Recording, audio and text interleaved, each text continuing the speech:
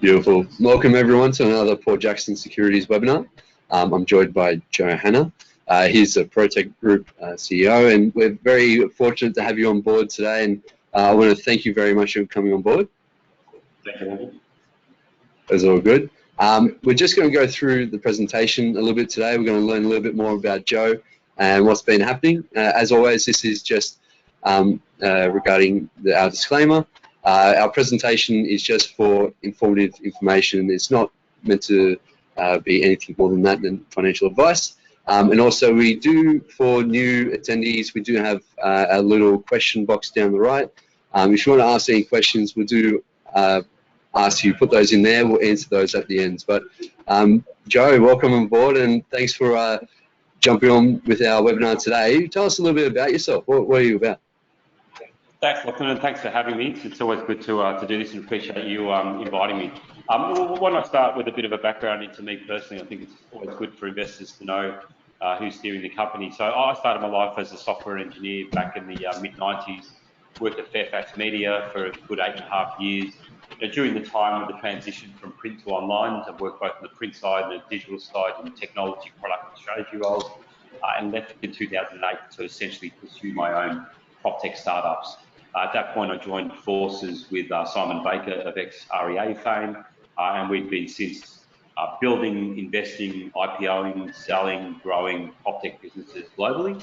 A couple of key call-outs. One of those was a company called Lachlan Group, which we listed on the ASX in 2015 and sold in 2019 to a Japanese listed company. It's important to note that when I was at Fairfax, one of the things that we did was acquire My Desktop, which was a real estate CRM.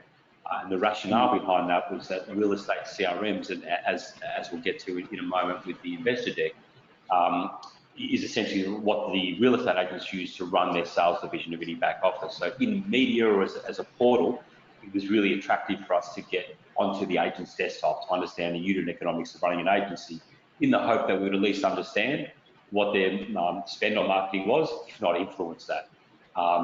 And we'll jump into the presentation in a moment and I'll explain why that's relevant, but certainly been in and around PropTech for over 20 years now, working very closely with Simon Baker internationally before coming back, focusing on Australia and launching PropTech Group last year.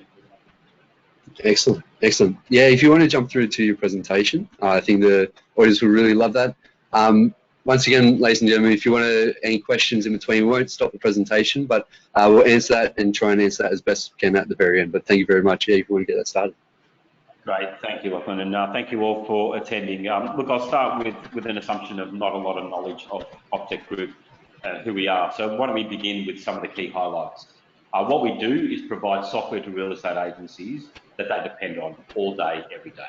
By that I mean it's the mission-critical software that real estate agencies use to run their back office. It's critical to their operation. We're fast growth, and you'll see with the numbers, our cash receipts climbed 99% in Q1 of this year compared to earlier year, and our core revenue will continue to increase as we add additional products and services that our customers will pay for. We have a protected revenue because 84% of our revenue is SaaS, monthly recurring, long contract revenue, which is unlikely to even be affected by a downturn in the real estate market, again, because it's the software that agencies depend upon all day, every day. So we basically get subscription revenues every month without fail with forward-looking long-term contracts. Increasingly, we're looking at new revenue streams beyond just our SaaS revenues, and this is skewed towards the transactional revenues, and I'll spend a bit more time talking about how big that opportunity is. But as we start to target these large opportunities within the markets we operate in, we see significant opportunities to make step changes in our revenue based on providing ancillary services and transaction revenues, above and beyond increasing our core base in our SaaS subscription revenue. The first example of our play is in what we call RalloPay, which is essentially a payment solution for real estate. And again, I'll talk to that in a bit more detail in a moment. Another key investment highlight is the moat, a defensible moat.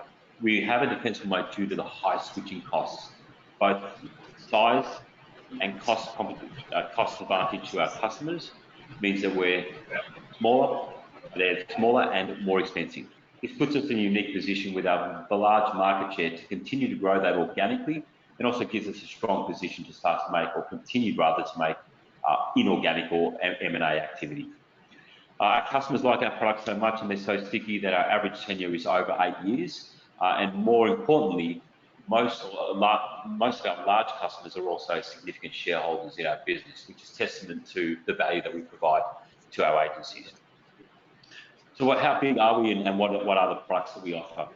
We have, as I mentioned, the largest market share by number of offices in Australia and New Zealand, with 41% of Australian and New Zealand real estate agency offers using at least one PropTech Group product, most notably our core CRM.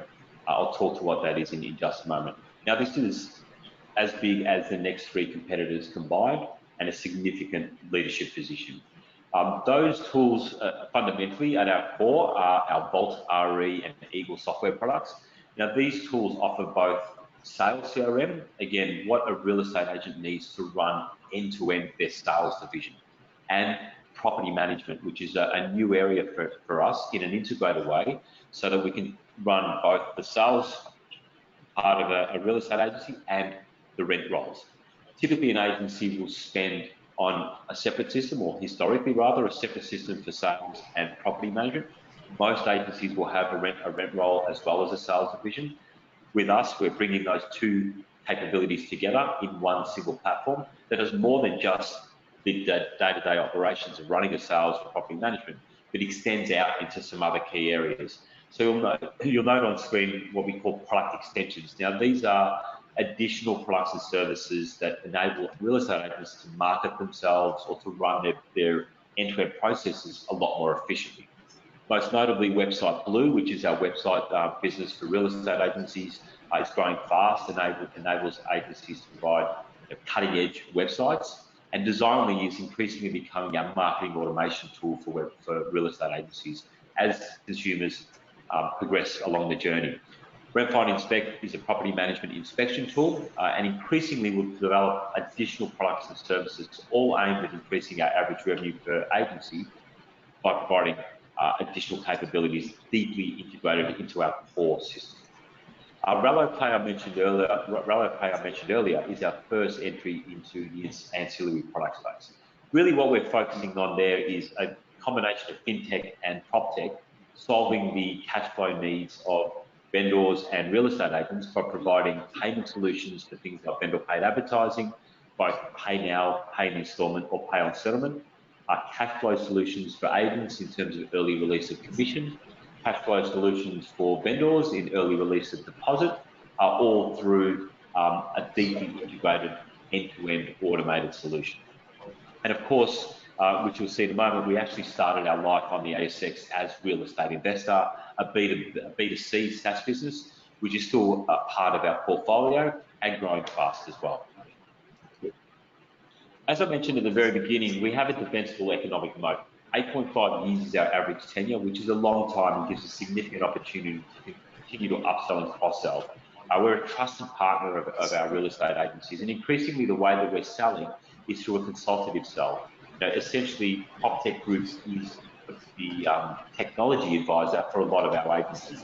So not only are we looking to sell PropTech Group products, but we advise on the best mix of products, the technology products that an agency can use or should use in order to run their offices more efficiently, effectively, through automation, workflow optimization, and therefore provide their agents with more time to spend on things that are actually high yielding.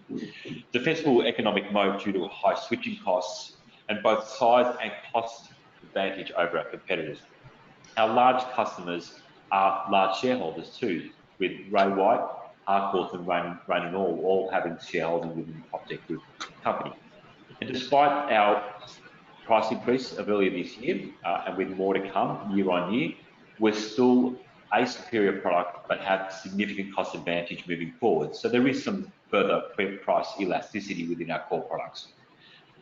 Given our large market share, given our strong revenue position, we are able to invest more heavily than our competitors in things like R&D. Innovation is absolutely at our core. We're a technology company releasing products at a rate of knots, really all aimed and focused on improving the real estate industry as a whole through workflow automations, taking away some of those rinse and repeat tasks that agents are doing, or that shouldn't be doing rather, and automating those to make the experience for consumers a lot more pleasurable. In doing so, we're able to then provide more value for agents. Let me talk through some of our key objectives for growth of where we get to today, and I'll reflect on where we've come from in a moment. It's important to note that the very short-term addressable market for us is pretty significant when you think about our revenues for the last 12 months and moving forward. In Australia alone, we know that agencies spend roughly about $60,000 per year on PropTech or PropTech-related services. Now, that gives us an addressable market just in Australia of $730 million a year. There are 320 PropTechs operating in Australia alone. Now, that's everything from the realestate.coms, the domains, the CoreLogics, the price finders, all the way through to many that you haven't heard of. And if you consider the impact that has on real estate agencies who are really just trying to sell properties and lease properties, there's just a lot of noise with a whole bunch of PropTechs trying to sell the next evolution or the next whiz-bang ad, which I use one small part of the puzzle. Ultimately, all those PropTechs lead back to the core systems that agencies use all day, our systems, because that's the source of truth. These are the software tools that agencies need in order to run their businesses. So our short-term addressable market is $730 million. Right now, taking our annualized recurring revenue, we're sitting at roughly 2.5% share of wallet. So we have a number of strategies, primarily around increasing the products and services that then address the needs of agents to increase our share of wallet within that addressable market. It's a significant market. It's interesting to note that the $1.5 billion VPA market is the next biggest market opportunity. Look, it's not an area that we will address significantly because this is where realestate.com, domain, Google, Facebook are really fighting for. But when you look at the comparative scale between 1.5 and 730, we're really well positioned in $730 million, given our market share to increase our revenues. What's even more interesting is our ability to capture a chunk of the large and growing ancillary service stream. Now, by this I mean home loans, insurances, finance, utilities connections, conveyancing, all the transactions that sit in and around a core primary transaction of selling, buying, renting real estate. Now, clearly, we're not the only ones or the first to look at ways to inject ourselves into that transaction stream, but we genuinely believe that we're well positioned to capture a decent market share, because when you're looking to buy a property and you're on realestate.com, you're not necessarily looking for a home loan or not necessarily looking for insurance.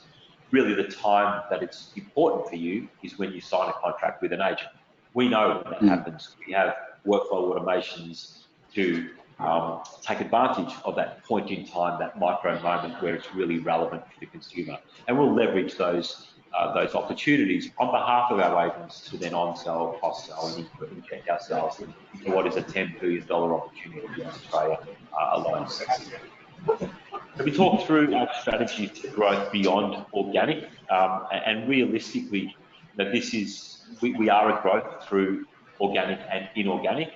We have been pretty active since our IPO or reverse relist rather in November of 2020, making a number of acquisitions, which I'll talk to in a moment.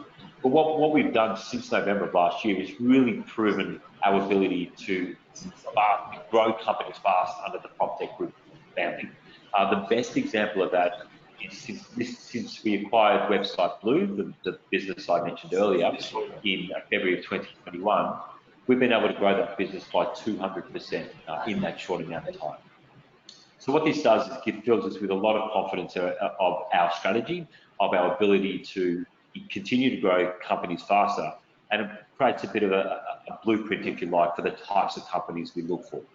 So when we think about opportunities for investment partnerships, we look at the whole scale from full acquisitions, investments. Increasingly, we're skewing our preference towards performance-based equity earning models, which are leveraging of our sales and marketing team, our distribution capability by being by far the biggest single distribution partner in Australia and New Zealand, or of course commercial partnership opportunities.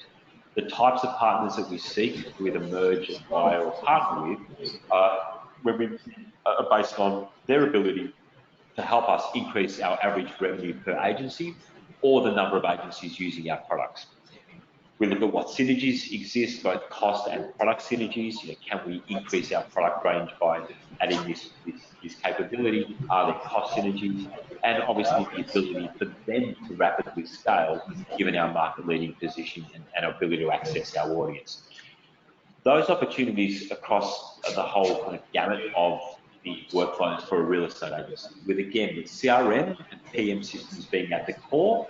Our focus is on efficiency tools, is on property management, commercial, advertising, including the portals, social media advertising, marketing, and of course the ancillary service streams.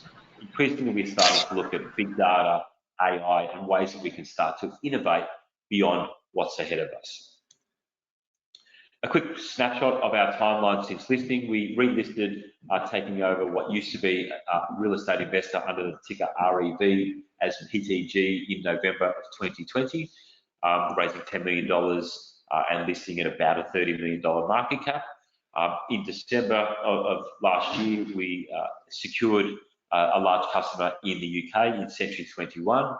In February of this year, we acquired Website Blue and Designly, which was a new product acquisition. We also secured on a long-term contract one of our major clients in Ray White, the Ray White Group internationally. In April of 2021, we acquired customers through the acquisition of Harcourt's H1 inbuilt CRM system.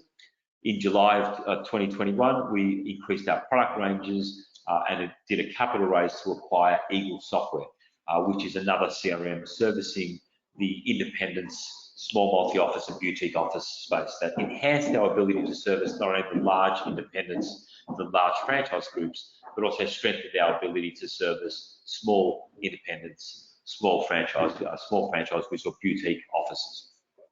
In August of this year, we announced Real Payments or Rallo Pay, and just most recently, we've officially launched our single solution for both property management and sales CRM, which has been running in private beta for over 12 months now. So that's an official launch just this month, and we're very keen to see where that progresses over the next few months and beyond. Bear with me one moment, apologies. In terms of our snapshot of the first quarter of this year, as I mentioned at the outset, we've seen significant growth in our cash collections, up 99% compared to the previous corresponding period of Q1 FY21, $600,000 in net cash from operating activities and $14.8 million cash at hand. Some of the things we did throughout that quarter was obviously complete a $15.5 million capital raise, completed the acquisition of Eagle Software, which I alluded to earlier, and started a JV to launch the integrated payment solution, a cash flow solution called Rallo Pay. So I'll quickly run through some of the evolution, and we can then pause for questions or end for questions, and be happy to answer any questions that any of you may have. But if you look at, again, noting that some of this data goes back beyond before we were listed, but looking at our evolution quarter on quarter, we've seen continued growth in our cash receipts with a significant uplift in the last quarter, 99% up when compared to the previous corresponding year. Most importantly, we've seen rapid growth in our average annualized recurring revenue. Now, just for clarity, that's taking the month's SaaS revenue and timesing by 12. So some SaaS businesses annualized recurring revenue forward books price increases or contracts that haven't been signed yet. For us, our definition of annualized recurring revenue, for instance, taking September revenue and timesing by 12, purely for SaaS. A 69% increase when comparing September to the June quarter, a 31% increase when comparing the previous quarter alone in June 21. That growth has come from a mix of organic growth being primarily upselling, cross-selling to our existing customers, as well as new customer acquisitions, and acquisitive growth coming primarily from the acquisition of Eagle Software, which was completed in July of this year. In terms of our number of customers, and just to qualify, these are the metrics that matter most: number of customers, average revenue per per customer per agency, and then of course of that you get the annualized recurring revenue. So when we look at the key drivers and we speak to analysts, they're the two drivers of growth: customers, average revenue. Average revenue is a factor of number of products and yield of products, and that then in turn gives you the ARR. So we've continued to acquire customers. We've continued to grow our customer numbers rapidly, noting that there are only 12,200 agencies in Australia and New Zealand. That growth we've seen 44% when comparing the September quarter to the June quarter, and an increase of 21% September to June of this year. We expect that growth to continue, albeit not as fast, given that we've come off a low base and grown significantly. When we IPO'd, we're at 26%, we're now at 41%.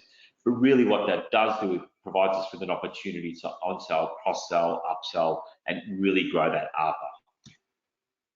ARPA, average revenue per agency per month, has grown again significantly through since relisting and previous quarters, up about 19% from June 20. And really, we still haven't scratched the surface when it comes to ARPA. When you consider our value, the average revenue per agency of $236 is still relatively cheap when you think about the value that we provide for real estate agencies. If you looked at our AGM presentation, we had some high-level numbers in there about how big we are. Well, we've processed in the last 12 months, September of this year, about $190 billion of property transactions, generating roughly $4.7 million in agency commissions. So when you think about the value we provide to our agencies, $236 a month is very reasonable in terms of the value it's shown. ARPA will continue to grow. It's one of our core drivers of growth. Clearly, as we increase the number of customers, that puts downward pressure on ARPA, but as we increase the number of products and services we offer, ideally we're looking to raise that average revenue per customer per month. Looking at our strategy since listing, it's been very much around market breadth and market breadth rather, so as many customers as we can, growing market share as fast as we can. Now, yes, that's still a key driver of growth, but increasingly increasing the ARPA from here on will be a more important driver of growth for us. Just to wrap it up in terms of our board, we have a very, we're very pleased and very blessed to have such a strong and highly experienced board. Made up of Simon Baker, who I'm hoping most of you would have known from REA fame. He led the market capitalisation of realestate.com.au from $8 million to $1 billion, and has been the MD and CEO of many other companies, chaired iProperty, chaired the Matula Group, which I mentioned earlier. I've given you my background. Scott Wolf is the founder, one of the co-founders of My Desktop and Vault RE, which is our leading SaaS tool for enterprise and franchise groups. Sam Plowman comes to us with a mix of both fintech and PropTech experience, having previously been the GM of Domain, and since then been very heavily involved in fintech with companies like NAB, ANZ, and I'm sure most of you would have heard of, if not know, Jorg Schmiel, who was ex-CEO of RJ Hooker, CFO of realestate.com.au, CEO of iProperty, current chairman of iCar Asia, and current executive chairman of Juai IQI. So with that short, sharp, and sweet message, but Lachlan, I'll defer back to you. No, that was absolutely excellent. I think you've answered a few immediate questions that people might have, but ultimately, growth is a major aspect to your business. As you said, ARPA was a major aspect. We see that through your growth in products that you're providing. That's going to be a key one. And you also mentioned ancillary is going to be another aspect of where you're going to be growing into. How are they going to be relating into each other? Is there works in the progress? Is there things happening behind the doors? What's going on? Yeah, look, there's certainly things that are happening behind closed doors as we progress, and I guess the best way for me to articulate it is if you think about your own experience, the last time you rented, bought, or sold a property, is that there are clearly a number of opportunities for digitisation and efficiency gains through that. So when we look at our core products and services, and remember, let's break this down in simplistic terms. when you're looking for a house, you might go to realestate.com and domain. You find the house that you're interested in, you click the contact agent button or inquire button, that then ends up in our software. From that point on, we manage all the communications, all the workflows on behalf of the agency. So what we know is everything about consumers, everything about buyers and sellers. We know how long it takes them to pick up the phone when the agency calls, when the agent calls, whether they've read the emails that have been sent out, whether they've gone for an open inspection, how many open for inspections they've gone to, and every touch point along that journey provides an opportunity to just do it better. So some agencies still rely on getting on the phone and trying to organise a time for an open inspection. Increasingly, technology provides automation, allowing people to transact and engage with agencies when it suits them. So maybe 2 o'clock in the morning, digital engagement provides that ability for consumers to engage with agents. So by providing additional upsell opportunities to, say, a marketing automation or a lead nurturing module, and significant digital offers, digital auctions. So there's so many opportunities for us to continue to increase products and services, not only ones that we build, but ones that we potentially will buy or partner with, provides a step change growth or incremental growth rather in our average revenue per agency. Add to that the ability to then dovetail into the goodwill that's been built between a consumer, be it a vendor or a purchaser, and the agent over the course of that experience, to make in-context micro-moment decisions around those ancillary services.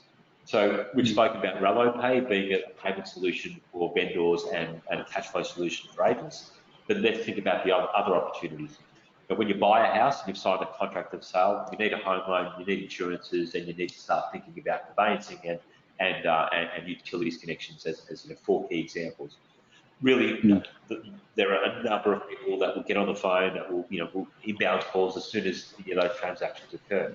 But in reality, there's a point in time, there's a micro moment once you've signed that contract that you're more susceptible or open to actually helping solve the problem of the home loan, the insurance, the conveyancing as three key examples. So yeah, it's certainly safe to assume that we're working in all those areas in the background. Excellent, and that's great to hear. We have a few questions from the audience. We have one from Michael. He asked, a lot has been said about the UK opportunity in recent months. Could you please provide an update with the progress, including the challenges and opportunities? Absolutely, good question. So we're in the UK, we're about 1% market share. It is absolutely a focus for us, and so certainly there's not an intentional lack of update on the UK. What we know, well, let me start with the challenges.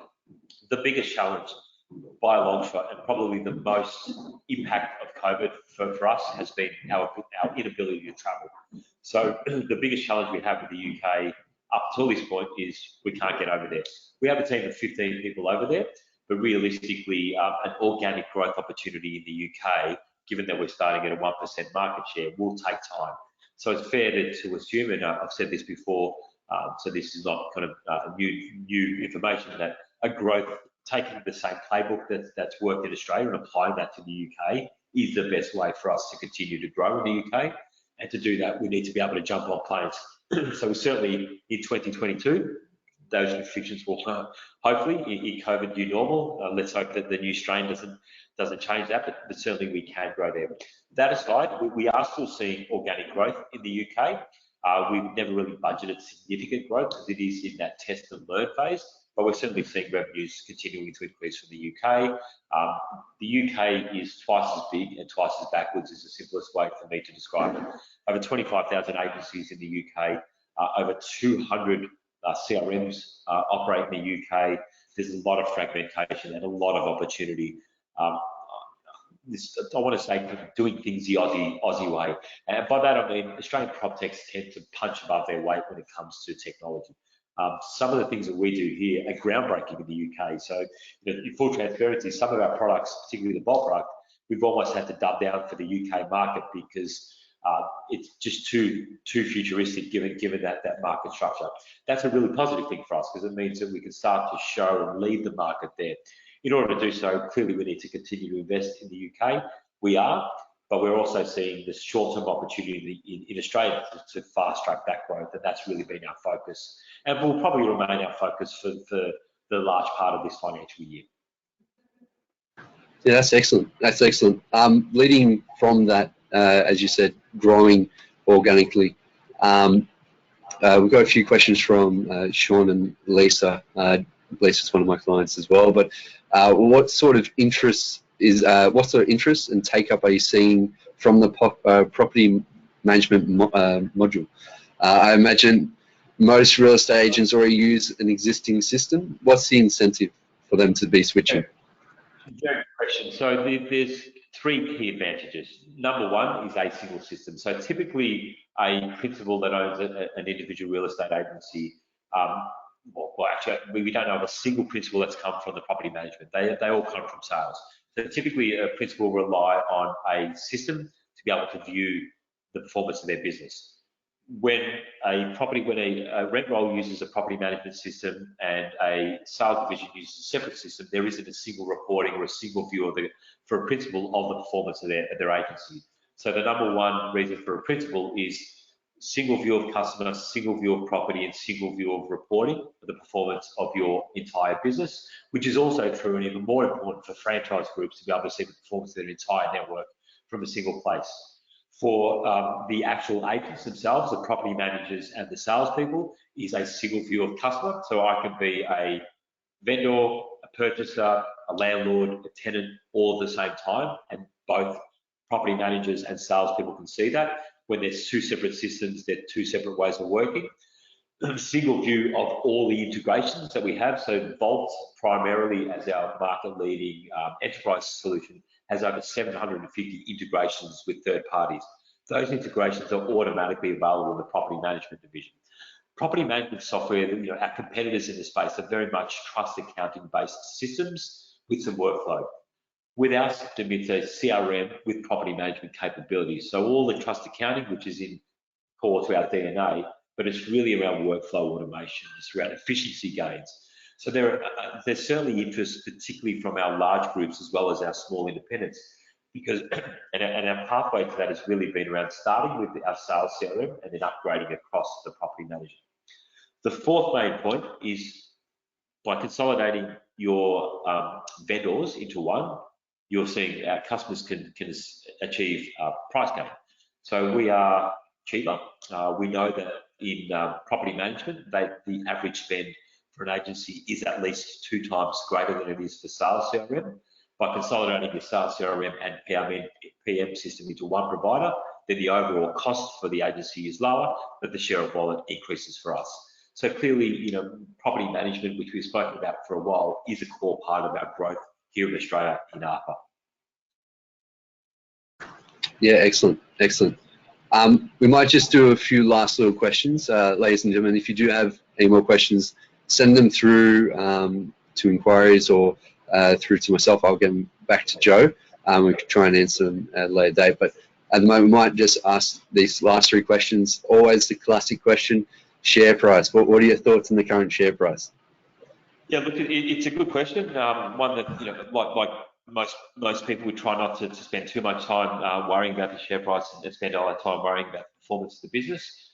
Look, I will be open and honest. It is concerning because we are a growth through acquisition as well as organic, and certainly script is we skew all of our acquisitions towards script because we don't necessarily look for full acquisitions of technology. We look for companies that we can scale, as I mentioned earlier. Very low volumes, very supportive, large institutional investors, and the only thing that we can think is some price takers. Or from our analysis, there's some price taking, which is fair enough given that we IPO'd at 25 cents. But look, I don't have the answer. I kind of struggle with, given that we've grown 100% year on year. We're currently trading at something like 4.6 times lower actually than our ARR. I can't find another example on the ASX of a B2B SaaS business that's profitable, that's growing at 100% year on year, trading anywhere less than 15 times. So the short answer is I'm not sure. I think the longer answer is what we need to do is invest more time in getting our narrative right, is promoting the business and getting on people's radars. I think the fundamentals of the business are solid. Hopefully today goes some way to ensuring that you all understand that to be true. Now it's just about getting the message out to investors and getting some buy-side activity. Absolutely. I think that was very well said. We've got a question from Sean. He asks, how is Relo sourcing its funding? So the reason we did a JV and we didn't go it alone were three reasons. One is we didn't want to become a fintech company having to deal with the regulatory challenges, and we're PropTech people. So two was we wanted to build. There wasn't a product out there, even though Campaign Agent, there's Line Pay, there's Money Me solution, all operate in this space. There wasn't a solution that did everything that we needed it to do, so we kind of created our own through a JV. The JV partners are Flip Money, which bring the technology, FlipPay, BC Invest, which is a large multinational, and you can check on the announcements to get some background into them.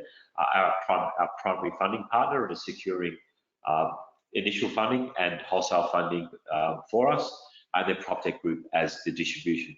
What's important to note with Relo Pay is it's not a PropTech Group company. We've got 20% ownership with the ability to earn in, but it's not only for PropTech Group technologies, it's actually for the industry as a whole. So our competitors will also use Relo Pay, and we encourage them to use Relo Pay because it solves the problem for the industry. Excellent, excellent. Our final question is from Zach. He's just asking, property conveyancing firms have been a little bit lackluster and still manual. I think Michael also asked the same question. Is that a sort of area of attack? Is that where we're going to be progressing more into as well? Yeah, look, with that, I mean, there's nothing obviously pending or nothing immediate, but certainly when you look at our vision and our goal is to streamline, optimize, and automate the process of buying, selling houses, improve the way that we do that. The conveyancing is a core part of that.